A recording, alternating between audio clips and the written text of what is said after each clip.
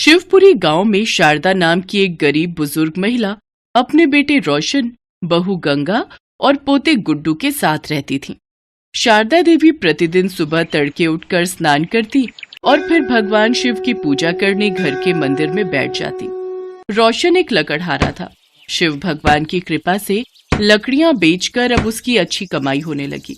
एक दिन रोशन ने शारदा से कहा, माँ, आपके आशीर्वाद से मेरा व्यापार बहुत ही अच्छा चल रहा है। मैंने अब एक नया घर ले लिया है। कुछ दिनों बाद हम वहीं रहने चले जाएंगे। ये तो सचमुच बड़ी ही खुशी की बात है बेटे।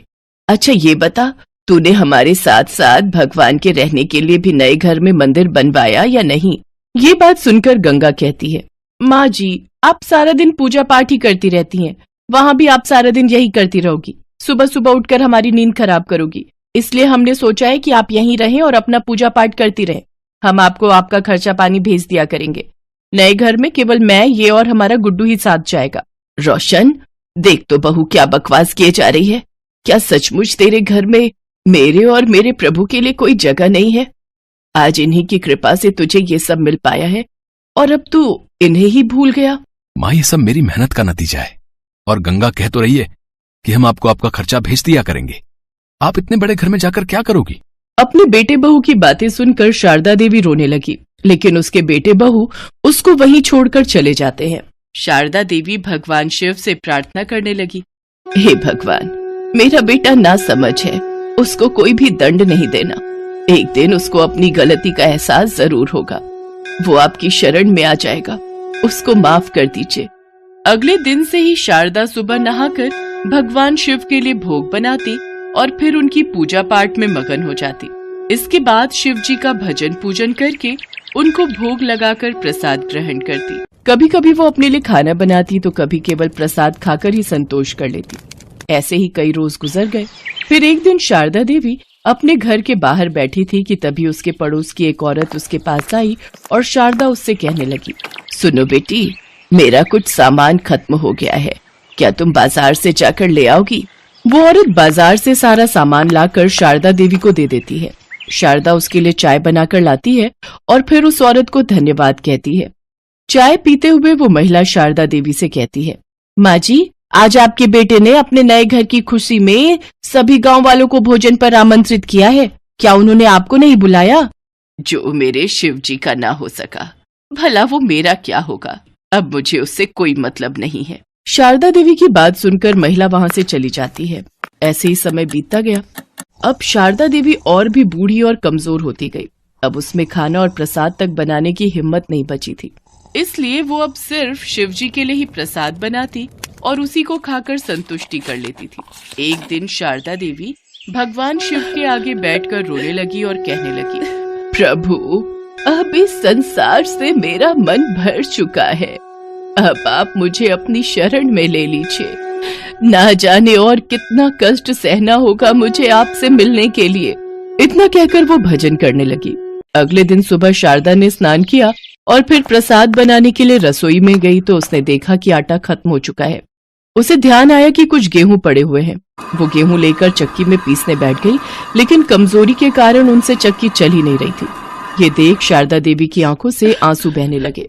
वो कहने लगी, प्रभु, आज मेरा शरीर साथ नहीं दे रहा है। मेरा नियम टूट जाएगा और मेरे शिव जी भूखे रहे। ये मुझसे बर्दाश्त नहीं होगा। मुझे शक्ति दे प्रभु, जिससे कि मैं आपको भोग लगा सकूं। इतना कहकर शारदा देवी ने एक बार फिर कोशिश की और फिर दोबारा कोशिश करके वो हार गई और वो रोने लगी। तभी घर में तेज रोशनी हुई और नीले प्रकाश से पूरा घर भर गया। उन्होंने देखा कि स्वयं भगवान शिव चक्की चला रहे हैं। शारदा उनको देखकर हैरान रह गई। तभी भगवान ने कहा, मैया, क्या देख रही हो? मुझे बहुत जोरों की भूख लगी है, इसमें और गेहूं डालो। शारदा देवी को बिल्कुल भी होश नहीं था। वो रोते रोते चक्की में गेहूं डाल रही थी और भगवान शिव गेहूं पीस रहे थे। फिर जब शारदा देवी को सुध आई तो भगवान शिव गेहूं पीस चुके थे। इसके बाद शिव जी भगवान ने कहा, मैया, आज आपकी तपस्या सफल हुई। मांगो, आपको क्या मांगना है? मुझे अपने चरणों में स्थान दे दीजिए प्रभु, मुझे और कुछ नहीं चाहिए। भगवान शिव ने उसे आशीर्वाद दिया तो शारदा देवी पहले जैसी स्वस्थ हो गई। शारदा देवी ने उनके लिए हलवा बनाकर उनको भोग लगाया। भगवान शिव ने भोग खाया और कहा, मैया मेरा पेट भर गया आपके भोग से। अभी आपका इस संसार में कुछ समय बाकी है, उसके बाद ही आपको स्वर्ग लोक की प्राप्ति होगी। आज से तुम्हें यहाँ कोई कष्ट नहीं होगा। इतना कहकर वो अंतर ध्यान हो गए। तभी उसका छोटा सा घर बड़े से महल में बदल गया और घर में धन धान्य के भंडार भर गए और भगवान की कृपा से उसके घर में नौकर चाकर काम करने लगे। शिव के बारे में सुनकर रोशन और गंगा रोते हुए आए और शारदा देवी के चरणों में गिर पड़े। शारदा देवी ने भी उन्हें माफ कर दिया। अब वे सभी साथ साथ रहकर भगवान शिव का गुणगान करने लगे।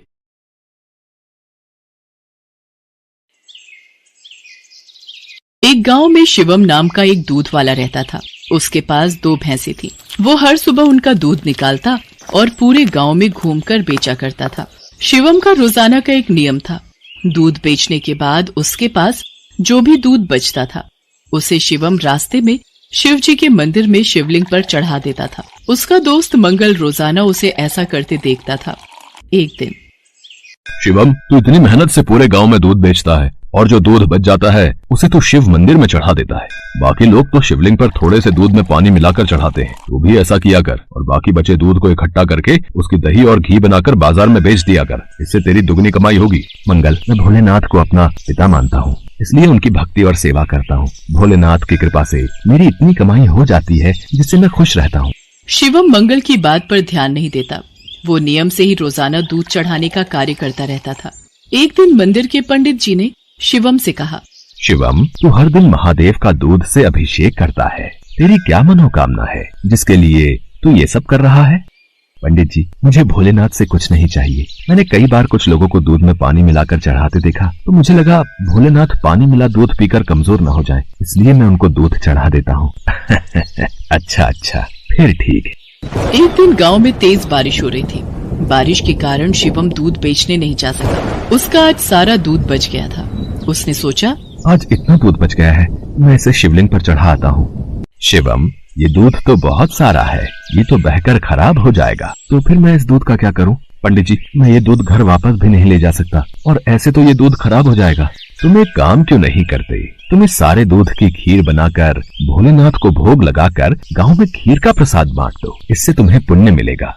पंडित जी, ये तो आपने बहुत अच्छा विचार बताया है। मैं अभी जाकर बाजार से खीर का सामान लेकर आता हूँ। शिवम को पंडित जी की बात अच्छी लगी और वो बाजार से खीर बनाने का सामान ले आया। शिवम ने खीर बनाकर भगवान शंकर को भोग लगाया और सारे गांव में खीर का प्रसाद बांटा। इधर कैलाश पर्वत पर भगवान भोलेनाथ के मुख पर खीर लगी देख माँ पार्वती उनसे बोली, ये तो जरूर भगवान कृष्ण की भेजी हुई कोई चमत्कारी गाय दिखाई पड़ती है, जैसे उनका कोई आशीर्वाद हो। देवी पार्वती, ये मेरा प्रिय भक्त शिवम है। इसकी निश्चल भक्ति ने मेरा मन जीत लिया है। ये मुझे अपना पिता मानकर मुझे प्रतिदिन दूध और खीर का भोग लगाता है। ये मेरी चिंता करता है और मुझे बिना पानी मिला दूध चढ़ाता है। मेरे भोले भाले भक्त की भावना देखो, ये समझता है कहीं मैं पानी मिला दूध पीने से कमजोर न हो जाऊं, इसलिए ये दूध से अभिषेक करता है। प्रभु, फिर तो अपने इस भक्त पर कृपा करने के लिए हमें इसकी परीक्षा लेनी चाहिए। तो देर किस बात की देवी पार्वती, हम अभी पृथ्वी पर चलते हैं और अपने भक्त शिवम की परीक्षा लेते हैं। भगवान शिव और देवी पार्वती ने सेठ सेठानी का भेष बना लिया और शिवम के घर पहुंच गए। नमस्ते जी, कहिए आपको मेरे से क्या काम है? हमने तुम्हारे बारे में बहुत सुना है। तुम बहुत ताजा और शुद्ध दूध बेचते हो, इसलिए हम तुमसे दूध खरीदना चाहते हैं। तुम रोजाना अपना सारा दूध हमें बेच दिया करो। हम हर दिन तुम्हारा सारा दूध खरीदेंगे और तुम्हें दूध बेचने के लिए पूरे गांव में भागना भी नहीं पड़ेगा। हमारे लोग यहीं से दूध ले जाएंगे और पैसे तुम्हें दे देंगे। मैं आपको सारा दूध नहीं दे सकता। मेरी भैंसें जितना दूध देंगी उसमें से थोड़ा दूध मैं भोलेनाथ के अभिषेक और खीर के प्रसाद के लिए रखूंगा। पर हमें तो रोजाना बहुत दूध चाहिए। तुम सारा दूध दे दो, भले ही दाम 4 गुना ले लो, तुम्हारी अच्छी कमाई हो जाएगी। नहीं सेठ जी, मैं आपको सारा दूध नहीं दे सकता। आपको दूध लेना है तो मैं शिव मंदिर के हिस्से का दूध अलग करके ही आपको दे सकता हूँ, नहीं तो कोई बात नहीं। चलो भाग्यवान, हम कहीं और से दूध पता कर लेंगे। ये तो कोई बहुत बड़ा शिव भक्त जान पड़ता है। सेठ और सेठानी वहाँ से चले गए। कुछ दूर जाकर उन्होंने एक गरीब ब्राह्मण का भेष बना लिया। देवी पार्वती, अब हमें अपने भक्त की परीक्षा किसी और तरह लेनी होगी।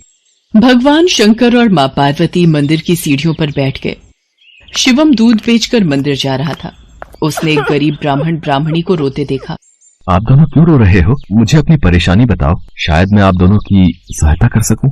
बेटा, हम दोनों कई दिनों से भूखे हैं, हमारे पास खाने को कुछ नहीं है। आप परेशान मत होइए, मेरे पास कुछ दूध बचा हुआ है और एक डिब्बे में ये खीर है। आप ये दूध पी लो और ये खीर खा लो, इससे आपका थोड़ा पेट भर जाएगा।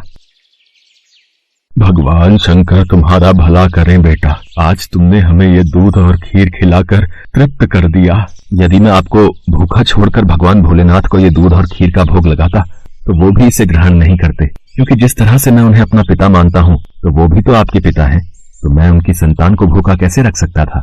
इसलिए मैंने ये दूध और खीर आपको दिया। पर बेटा, ये प्रसाद और दूध तो तुम भगवान भोलेनाथ के लिए लाए थे, तुमने हमें दे दिया। तुमने हमारे लिए अपना नियम क्यों तोड़ दिया?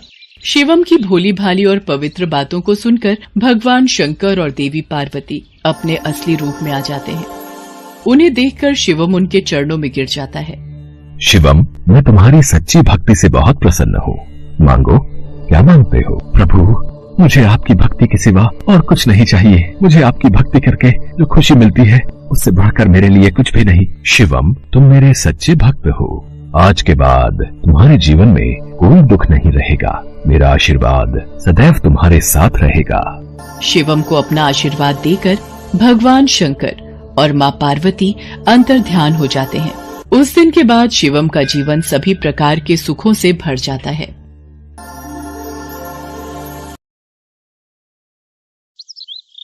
एक बार माँ पार्वती कैलाश पर भ्रमण कर रही थी। तभी उनकी नजर पृथ्वी लोक पर पड़ी। सेठ जी, ये माल गाड़ी में से उतार दिया है। ये ले, तेरे आज की कमाई के 200 रुपए। पूरा दिन मेहनत करके सिर्फ ये 200 रुपए ही कमाई हुई है। अब इसमें से 50 रुपए दूध के, 50 रुपए सब्जी के, बाकी बचे 100 रुपए जो पूरे 3 दिन चलाने हैं। ये हो गए पूरे 50,000 रुपए। इन्हें तिजोरी में रख देता हूँ। नहीं भैया, ये बहुत महंगी साड़ी है, कोई सस्ती सी दिखा दो। हाँ, ये 150 रुपए वाली ठीक है। भैया, ये तीनों साड़ी पैक कर दो। ये लो 5,000 रुपए। माँ पार्वती गरीब और अमीर दोनों को देख रही थी। आखिर जिसे जो चाहिए उसे मिलता नहीं, और जिसके पास पहले से हो उसे और मिल जाता है। इस प्रश्न का उत्तर तो महादेव ही दे सकते हैं। धरती का ये नजारा देखकर माँ पार्वती भगवान शंकर के पास जाती है। महादेव, मैंने देखा है कि धरती पर जो व्यक्ति पहले से ही गरीब और दुखी है उसे और ज्यादा दुख मिलता है, और जो सुख में है आप उसे दुख नहीं देते। ऐसा क्यों? भगवान, ये आपकी कौन सी लीला है? देवी पार्वती, इस बात का उत्तर जानने के लिए आपको हमारे साथ धरती पर चलकर वहां के प्राणियों का हाल चाल जानना होगा। वहीं इस प्रश्न का उत्तर आपको प्राप्त होगा। भगवान शिव के कहे अनुसार कुछ समय बाद माँ पार्वती उनके साथ मृत्युलोक में प्राणियों का हालचाल जानने के लिए चल पड़ी। तभी रास्ते में उन्हें एक गरीब पति पत्नी जाते दिखाई दिए। और मिला, कुछ समझ नहीं आ रहा, हमारी गरीबी के दिन कब दूर होंगे। वो चंदन ने फिर एक नई जमीन खरीद ली। सबका भाग्य एक सा नहीं होता है जी। उसके भाग्य में अमीर बनना लिखा है, हमारे में नहीं। भगवान की इच्छा होगी तो हम भी अमीर बन जाएंगे।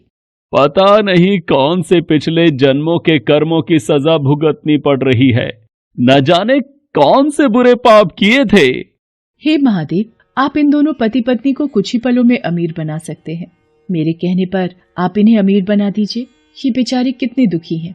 देवी पार्वती, इन दोनों के भाग्य में अभी अमीर बनना नहीं लिखा है। महादेव, जब हम इन्हें धन दे देंगे तो इनकी गरीबी दूर हो जाएगी, फिर ये भी अमीर और सुखी हो जाएंगे। कृपया करके आप इनकी मदद कीजिए प्रभु। देवी पार्वती, मैं तुम्हारी इच्छा अनुसार इन्हें धन प्रदान कर देता हूँ, पर उसका मिलना या ना मिलना कर्मों पर निर्भर करता है। पार्वती जी के कहने पर भगवान शिव ने सोने की अशर्फियों से भरी एक पोटली उस रास्ते में डाल दी। पोटली से कुछ दूरी पर उर्मिला की नजर गुजरते हुए एक अंधे व्यक्ति पर पड़ी। सुनो जी, हम तो गरीब हैं इसलिए दुखी हैं, पर ये सामने व्यक्ति तो नेत्रहीन है। एक बात समझ नहीं आई, ये नेत्रहीन लोग कैसे जीवन व्यतीत करते होंगे? हाँ, बड़ी मुश्किल होती होगी उर्मिला इन बेचारे नेत्रहीन लोगों को।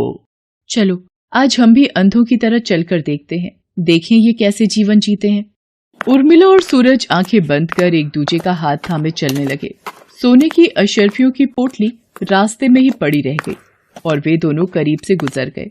भगवान शिव बोले, देखा देवी पार्वती, इनके भाग्य में अभी गरीबी ही लिखी है।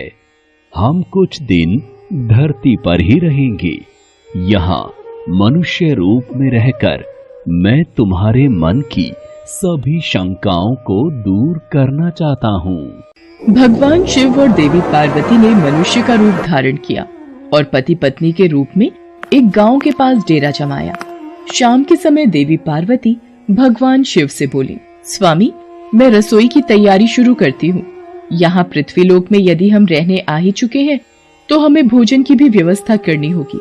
मैं चूल्हा बनाने की तैयारी करती हूँ, आप तब तक भोजन बनाने की सामग्री ले आइए। माँ पार्वती चूल्हा बनाने के लिए बाहर से ईंटें लेने गई। चूल्हा बनाने के लिए मुझे ईंटों की जरूरत है। ये एक जर्जर और टूटा मकान दिखाई दे रहा है। इसकी ईंटें मेरे काम आ जाएंगी, यही ले लेती हूँ। चूल्हा तो तैयार कर लिया, महादेव आते ही होंगे। अरे आप आ गए, ये देखिए मैंने चूल्हा तैयार कर लिया। पर आप खाली हाथ क्यों लौट आए स्वामी? भोजन कैसे बनेगा? देवी पार्वती, अब सामग्री की कोई आवश्यकता नहीं है, क्योंकि जिस प्रश्न का उत्तर ढूंढने के लिए आप आई थी वो आपको स्वयं मिल गया। मैं कुछ समझी नहीं स्वामी, मेरे प्रश्न का उत्तर मेरे समक्ष ही है। हाँ देवी पार्वती, आप यही जानना चाहती है ना कि इस पृथ्वी पर क्यों गरीब लोग ज्यादा परेशान होते रहते हैं। अच्छा ये बताइए, आप इस चूल्हे को बनाने के लिए ईंटें कहाँ से लेकर आई हो? प्रभु, इस गांव में बहुत से ऐसे घर भी हैं जिनका रखरखाव सही ढंग से नहीं हो रहा है। उन पुराने घरों की जर्जर हो चुकी दीवारों में से मैं ईंटें निकाल कर ले आई। इसका मतलब जो घर पहले से खराब थे आपने उन्हें और खराब कर दिया, जबकि आप मजबूत घरों की दीवारों से भी तो ईंटें ला सकती थी। प्रभु, जो घर अच्छे और सुंदर दिख रहे थे उस घर के लोगों ने अपने घरों का रखरखाव बहुत अच्छी तरह किया है। ऐसे में उन सुंदर घरों को बिगाड़ना मुझे उचित नहीं लगा। देवी पार्वती, कुछ दिन पहले पूछे आपके प्रश्न का उत्तर भी यही है। जिन लोगों ने अपने जीवन को अच्छे कर्मों से सुंदर बना रखा है उन्हें दुख कैसे हो सकता है? इस संसार में हर मनुष्य अपने कर्मों का ही फल पाता है। सबके पास सब कुछ नहीं होता। मनुष्य के पिछले जन्मों का कर्म उसे इस जन्म में भुगतना ही पड़ता है, और यदि वो अपने इस जन्म और आने वाले अन्य जन्मों को सुखी बनाना चाहता है तो हमें सदैव ही पुण्य कार्य करते रहना चाहिए ताकि हमारे कर्म उसमें जुड़ते रहें। आपको ज्ञात है वो मार्ग में उस दिन एक नेत्रहीन व्यक्ति। हाँ स्वामी, मुझे ज्ञात है। वो देखिए देवी पार्वती, उसके पास धन दौलत ऐशो आराम की कोई कमी नहीं है, परंतु उसकी आंखों का इलाज नामुमकिन है। ये उसके पिछले जन्म के कर्मों से जुड़ा है। उसने पिछले जन्म में जानबूझकर किसी निर्दोष की आंखों की रोशनी छीन ली थी, इसलिए ये इस जन्म में नेत्रहीन हो गया। पर इसके कुछ पुण्य कार्यों की वजह से ये अमीर बना। और वो गरीब पति पत्नी स्वामी? देवी, वो दोनों पिछले जन्म में एक कंजूस अमीर सेठ सेठानी थे जो कभी भी कोई दान पुण्य नहीं करते थे, इसलिए इस जन्म में उन्हें गरीबी और दुख मिला। पर इन दोनों के अच्छे कर्म इनका आगे का जीवन सुखी बना सकते हैं। इस पृथ्वी पर कोई भी मनुष्य पूरी तरह से सुखी नहीं है देवी। हर मनुष्य के पास कोई न कोई दुख और समस्या है। मुझे उत्तर मिल गया है स्वामी। इस पृथ्वी पर सुखपूर्वक जीवन यापन करने के लिए मनुष्य को अपने द्वारा अच्छे कर्म करने चाहिए, ताकि उसे उसके पिछले बुरे कर्मों का फल न भुगतना पड़े, और फिर अपने प्रश्नों का उत्तर पाकर देवी पार्वती भगवान शंकर के साथ अपने रूप में आकर कैलाश वापस लौट गईं। भोला अपनी पत्नी और 2 बच्चों के साथ हरिपुर गांव में रहता था। वो गांव के साहूकार के पास मजदूरी करता था। भोला ने अपनी बहन की शादी के लिए साहूकार से कर्ज लिया था, जिसका भुगतान वो साहूकार को कई वर्षों से कर रहा था। भोला भगवान शंकर की बहुत पूजा करता था। ऐसे ही एक दिन मंदिर में शिवरात्रि का भव्य आयोजन था। वो पत्नी और बच्चों के साथ मंदिर पहुंचा, पर साहूकार भी वहां मौजूद था। मंदिर में दर्शन करने के लिए पुण्य करने पड़ते हैं, तो जैसे कंगाल के पास ऐसा क्या है भगवान शंकर को देने के लिए? बता, कोई दान दक्षिणा या कोई चढ़ावा? भोला उदास मन से पत्नी और बच्चों को लेकर वापस घर की ओर चल पड़ता है। तभी कुछ खाने को दे दो, बड़े जोरों की भूख लगी है। भैया, ये आटे का हलवा है, अगर ये खाओ तो। हाँ, मुझे आटे का हलवा दे दो। भूख में तो प्रसाद और भी स्वादिष्ट लगता है। क्या नाम है तुम्हारा? मेरा नाम शिवा है। मैं काम की तलाश में हूँ। क्या आप मुझे कोई काम दे सकते हो? मैं कुछ भी कर लूंगा। पर मैं तो खुद एक गरीब मजदूर हूँ, गांव के साहूकार के पास मजदूरी करता हूँ। मैं तुम्हें भला क्या काम दूंगा? भैया, मुझे कोई भी काम दे दो, बदले में मुझे पैसे नहीं, बस रहने की जगह दे देना। भोला शिवा की मजबूरी देख हाँ कह देता है। अगले दिन से शिवा वहीं रहने लगता है और घर के काम में मदद करता था। एक दिन भोला अपनी पत्नी माला से बोला, माला, शिवा हमारे लिए इतना सब कुछ क्यों कर रहा है? बच्चों के लिए भी ये इतना दूध, फल, सब्जी सब ले आता है, पर कब तक हम इससे बिना पैसे दिए काम करवाते रहेंगे? तुम एक काम क्यों नहीं करते? साहूकार से कहकर इसे भी अपने साथ काम पर लगवा लो, वहाँ तो इसे काम के बदले पगार मिल जाएगी। भोला को माला की बात सही लगी। वो शिवा को लेकर साहूकार के पास जाता है और काम दिलवा देता है। शिवा भोला के साथ अब खेतों पर भी काम करने जाने लगा। साहूकार शिवा को जो भी पगार देता, वो पैसे शिवा भोला को जोड़ने के लिए रखवा देता था। भोला कई बार शिवा से कहता कि वो अपने पैसे वापस ले ले, परंतु शिवा उसे कहता कि जब वक्त आएगा ये पैसे तभी काम आएंगे। एक दिन साहूकार भोला और शिवा को किसी काम से दूसरे गाँव भेजता है। रास्ते में रात हो जाती है। जंगल का रास्ता था। तभी एक शेर के दहाड़ने की आवाज आती है। भोला घबरा जाता है। भोला भैया, आप तो भगवान शंकर के परम भक्त हो, तो डर कैसा? और जब भक्त मुसीबत में हो तो भगवान को भी सहायता के लिए आना ही पड़ता है। आप उस पेड़ के ऊपर चढ़कर बैठ जाओ, बाकी सब मैं देख लूंगा। शिवा, मैं तुम्हें अकेला छोड़कर कैसे पेड़ पर चढ़कर बैठ जाऊं? ये भी तो सही बात नहीं है। भोला भैया, आप निश्चिंत रहो, मुझे कुछ नहीं होगा। भोला जैसे ही पेड़ पर चढ़ने के लिए मुड़ता है, वो देखता है कि शेर उसके सामने खड़ा है। भोला शेर को अपने सामने देख डर जाता है और आंखें बंद करके ओम नमः शिवाय का जाप करने लगता है। शिवा भोला के आगे आ जाता है। शेर शिवा को थोड़ी देर तक देखता रहता है और बिना कुछ कहे जंगल की ओर चला जाता है। भोला और शिवा दोनों घर आ जाते हैं। भोला पूरी रात उस घटना को याद करता रहता है। अगली सुबह जब वो सोकर उठता है तो शिवा घर पर नहीं था। भोला आसपास में पूछता है, पर शिवा का कहीं भी पता नहीं था। वो साहूकार से जाकर पूछता है। वो तो सुबह ही मेरे पास आया और मेरे से बोला कि अमरनाथ यात्रा पर निकलना है, इसलिए वो अपना हिसाब कर गया। भोला घर आता है और सारी बात माला को बताता है। माला भी सुनकर बहुत हैरान होती है कि अचानक बिना बताए शिवा अमरनाथ की इतनी लंबी यात्रा पर कैसे निकल गया। भोला को कुछ समझ नहीं आ रहा था। उसी रात को सपने में भगवान शंकर भोला को दिखाई देते हैं। भोला, उठो, तुमने मुझे पहचाना नहीं? मैं ही तुम्हारा शिवा हूँ, जिसके बारे में तुम चिंता कर रहे हो। भगवान शंकर, आप ही शिवा हो, मैंने आपको पहचाना नहीं। ये कैसी भूल हो गई महादेव, मुझे माफ कर दीजिए। मैंने आपकी सेवा नहीं की बल्कि आपसे सेवा करवाई। आप मुझे छोड़कर क्यों चले गए प्रभु? हे महादेव, लौट आओ मेरे पास। भोला, अब तुम मेरे पास अमरनाथ यात्रा करके आओगे। मैं अमरनाथ में ही तुम्हें अपने दर्शन दूंगा। इतना कहकर भगवान भोलेनाथ अंतर्ध्यान हो गए। अगले दिन भोला ने सारी बात माला को बताई, पर भोला इसी चिंता में था कि अमरनाथ की यात्रा के लिए उसके पास पैसे कहाँ से आएंगे। तभी माला उससे बोली, सुनो, आपको याद है ना, शिवा हमारे पास पैसे जोड़ता था। इसका मतलब महादेव ने स्वयं हमारी अमरनाथ यात्रा की व्यवस्था कर दी। आपकी जय हो बाबा बर्फानी। जय भोला भंडारी, आपकी जय हो। माला, हमारे शिव शंकर ने हमें अपने धाम बुलाया है, अमरनाथ बुलाया है। भोला उन रुपयों से अपनी अमरनाथ यात्रा पर जाने की तैयारी करता है और साहूकार के पास कुछ दिन की छुट्टी मांगने जाता है। छुट्टी तो तू ले ले, वो तो तेरे पैसे मैं उतने दिन के काट ही लूंगा।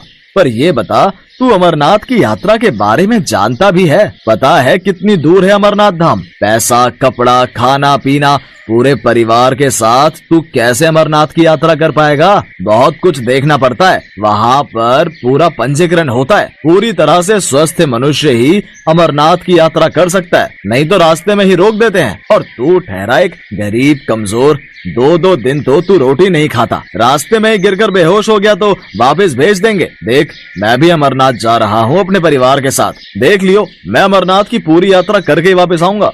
भोला अपने परिवार के साथ अमरनाथ की यात्रा के लिए निकल पड़ता है। उधर साहूकार को भी अपने परिवार को लेकर अमरनाथ की यात्रा के लिए जम्मू निकलना था, पर किस्मत को शायद कुछ और ही मंजूर था। 75 वर्ष से ज्यादा उम्र होने की वजह से साहूकार के पंजीकरण को स्थगित कर दिया गया। साहूकार ने मन में सोचा, भगवान शंकर ने शायद मुझे सबक दिया है कि उनकी यात्रा के लिए कोई गरीब या अमीर नहीं होता, वो जिस पर कृपा करते हैं वही उनके दर्शन कर पाता है। शायद भोला उनका मेरे से भी ज्यादा बड़ा सेवक है, इसलिए उसे अमरनाथ यात्रा पर जाने का शुभ अवसर प्राप्त हुआ। मैं ये क्यों नहीं समझ पाया कि भगवान तो प्रेम के भूखे हैं, उन्हें धन दौलत बड़े बड़े पकवानों से कोई मतलब नहीं। उन्हें कोई एक सूखी रोटी भी खिला दे तो उसमें भी प्रसन्न हो जाते हैं। शिव शंकर, मुझे माफ कर दो, मैंने उस गरीब मजदूर की गरीबी का हमेशा फायदा उठाया। बस एक बार भोला यात्रा से वापस आ जाए, फिर मैं खुद उससे माफी मांगूंगा।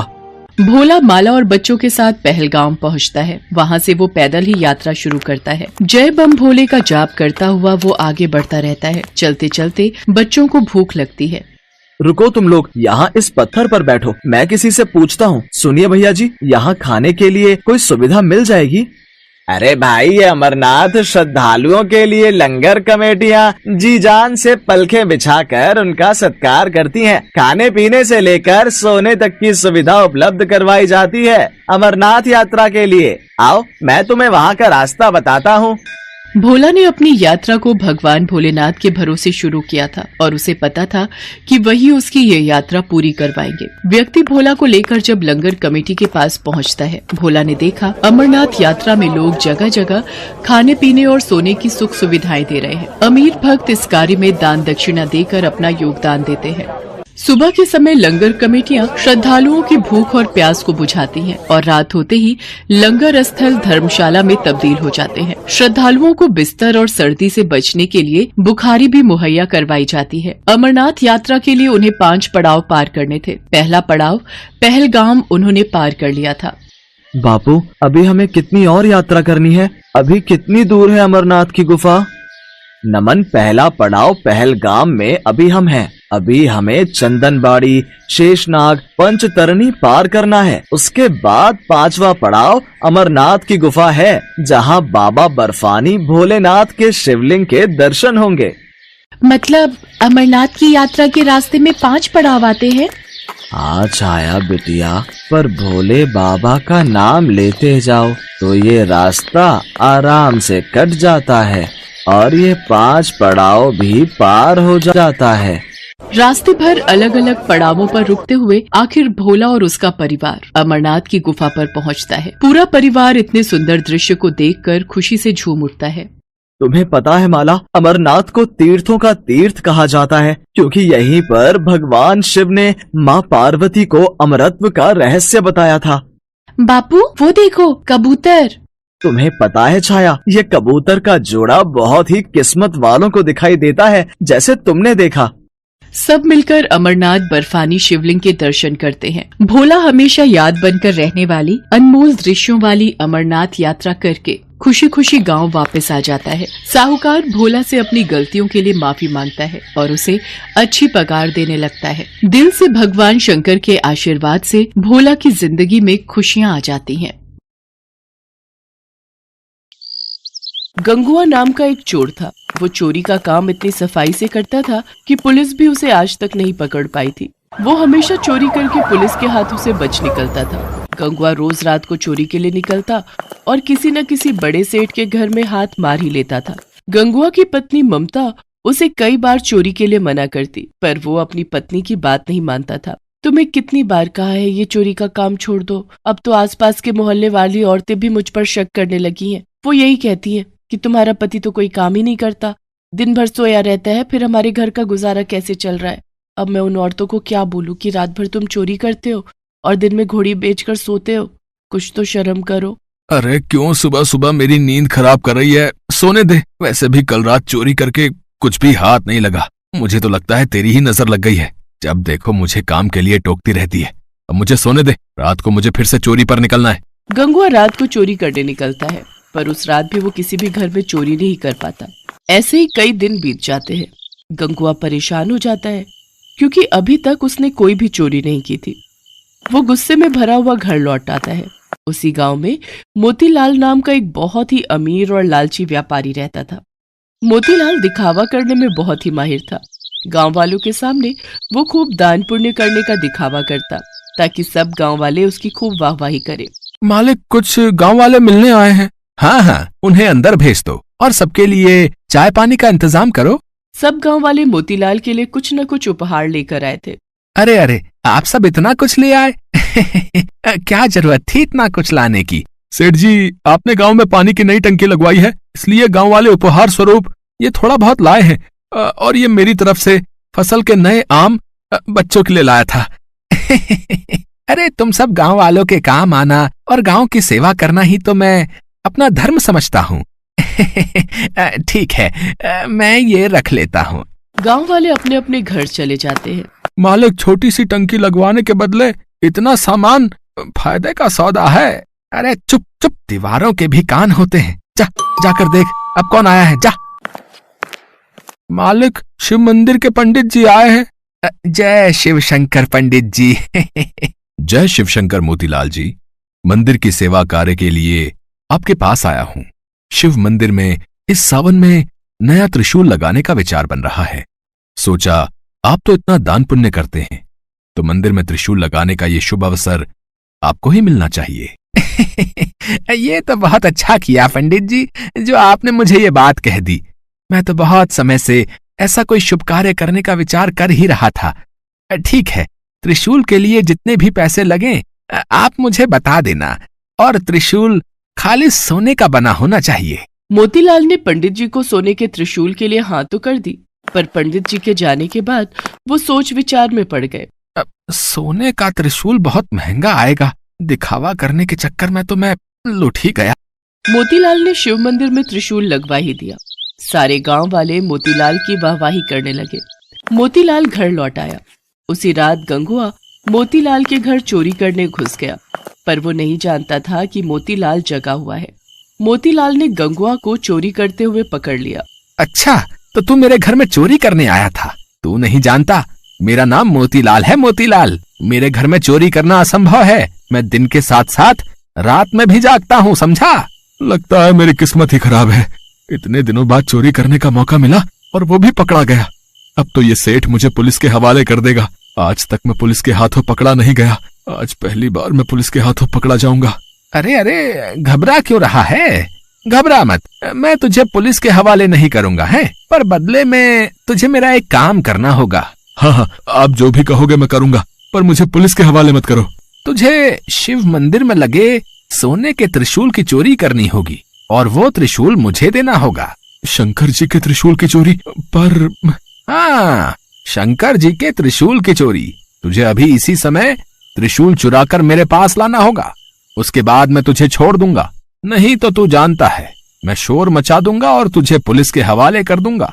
फिर पुलिस तुझे महीनों तक नहीं छोड़ेगी। हाँ ठीक है सेठ जी, मैं अभी जाकर त्रिशूल चुरा कर लाता हूँ। गंगुआ उसी रात शंकर जी के मंदिर जाता है और त्रिशूल को चुराकर सेठ मोतीलाल को दे देता है। पर गंगुआ को उस रात नींद नहीं आती। अगले दिन सुबह पूरे गांव में शोर मच जाता है कि शंकर जी के त्रिशूल की चोरी हो गई है। सुनो जी, तुम्हें पता है शंकर जी के मंदिर से सोने के त्रिशूल की चोरी हो गई है। कहीं ऐसा तो नहीं कि त्रिशूल तुमने चुराया हो?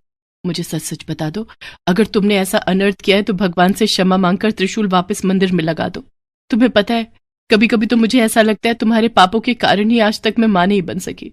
शायद तुम्हारे पापों की सजा हमें संतान का सुख न मिलकर मिल रही है। ममता रोने लगती है। गंगुआ जब ममता को रोते हुए देखता है तो उसे अपने ऊपर बहुत पश्चाताप होता है और वो ममता को सच सच बता देता है। मुझे माफ कर दो, मैं चोरी करने में इतना अंधा हो गया था कि मैंने भगवान को भी नहीं छोड़ा। मैंने अपने आप को बचाने के लिए शंकर जी के त्रिशूल को चुरा लिया और उस लालची सेठ मोतीलाल को दे दिया। अब मैं क्या करूं ममता? तुम पंडित जी को और गांव वालों को सब सच बता दो। डरो नहीं, सेठ मोतीलाल तुम्हारा कुछ नहीं बिगाड़ पाएगा। मैं तुम्हारे साथ चलती हूँ। गंगुआ मंदिर पहुंचता है। वहां पर गांव वालों की भीड़ लगी थी। सेठ मोतीलाल भी मंदिर में ही खड़ा था। सेठ जी, आपने इतने मन से भगवान शंकर के मंदिर में त्रिशूल लगवाया और देखिए कल रात को चोरी हो गया। सचमुच मैं इन सब बातों के लिए बहुत शर्मिंदा हूँ। पता नहीं चोर मंदिर के भीतर कैसे घुस गया। कोई बात नहीं पंडित जी, भगवान की जैसी मर्जी। अच्छा मैं चलता हूँ, कोई और सेवा हो तो बता देना। कहाँ चल दिए पंडित जी? कहीं त्रिशूल लेने तो घर नहीं जा रहे? क्या मतलब है तुम्हारा? क्या तुम जानते नहीं हो कि त्रिशूल की चोरी हो चुकी है? पंडित जी, चोरी का त्रिशूल सेठ मोतीलाल के घर पर ही है। अगर आप सबको यकीन ना हो तो आप इनके घर की तलाशी ले सकते हैं।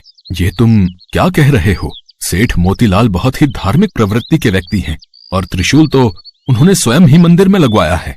तो फिर त्रिशूल इनके पास कैसे हो सकता है? पंडित जी, ये सेठ मोतीलाल देखने में ही धार्मिक है पर मन से बहुत ही बुरी प्रवृत्ति के हैं। गंगुआ पंडित जी और गांव वालों को बीती रात की सारी सच्चाई बताता है, जिसे सुनकर सब लोग हैरान रह जाते हैं। सेठ मोतीलाल के घर की तलाशी लेने पर शंकर जी का त्रिशूल मिल जाता है। सेठ जी, ये त्रिशूल अब आप ही रखो। आप अब इस त्रिशूल को मंदिर में लगाने के अधिकारी नहीं हैं। भगवान तो श्रद्धा के भूखे होते हैं। यदि आपका मन नहीं था दान पुण्य करने का तो आप हम सभी को साफ साफ कह देते। ये दिखावा करने की कोई आवश्यकता नहीं थी।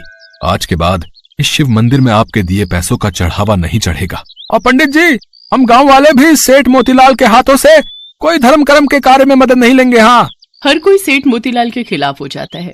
सेठ मोतीलाल अपना समूह लेकर घर चला जाता है। हे भोले शंकर, आज मैं आपके सामने ये प्रण करता हूँ कि मैं आज के बाद कभी भी चोरी नहीं करूंगा। हमेशा मेहनत की रोटी कमाऊंगा। गंगुआ, तुमने बहुत ही ईमानदारी का काम किया है। देखना, भगवान भोलेनाथ तुम्हें इसका फल अवश्य देंगे। उस दिन से गंगुआ ने चोरी करना छोड़ दिया। अब वो मेहनत मजदूरी करता था। ममता भी गंगुआ को मेहनत मजदूरी करते देख बहुत खुश थी। कुछ समय बाद ममता माँ बन जाती है और एक बहुत ही सुंदर बच्चे को जन्म देती है।